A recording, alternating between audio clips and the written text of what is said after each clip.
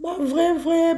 coucou nyonso, mam sisi la merci, na moni vraiment bolingo bolakisi pa na nga cuisine ya Niki TV, na ba testo na bino, na ba appel na bino, en tout cas esalinga bien, ndenge bino nyoto bandeko na nga bo souhaiter nga joyeux anniversaire,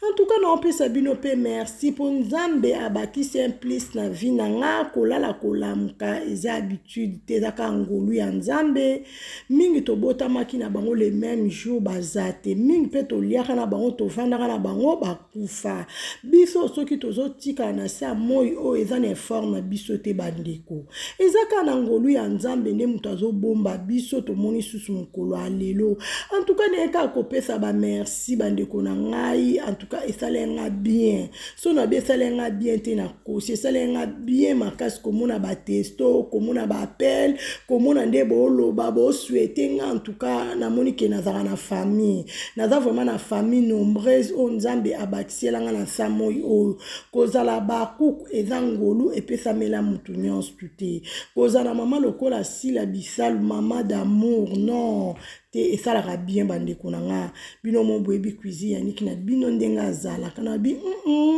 fona kopesa bino pe ba merci na bino ezonga nzamba lola apambola bino nzamba lola amema bino susu na ba dimension susu ya koleka parce que biso ba bakuku tozaka même moral même esprit na moni vraiment bolingo bolakisi envers nga yango esalinga bien makasi bandeko na bokozwa idée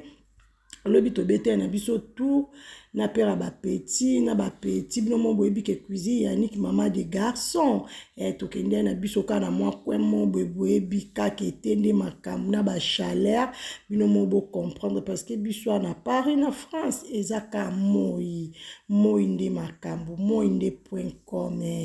ekende vraiment kitoko makasi nzamba lola apambola bino merci na bino nyonso ba bakuku mam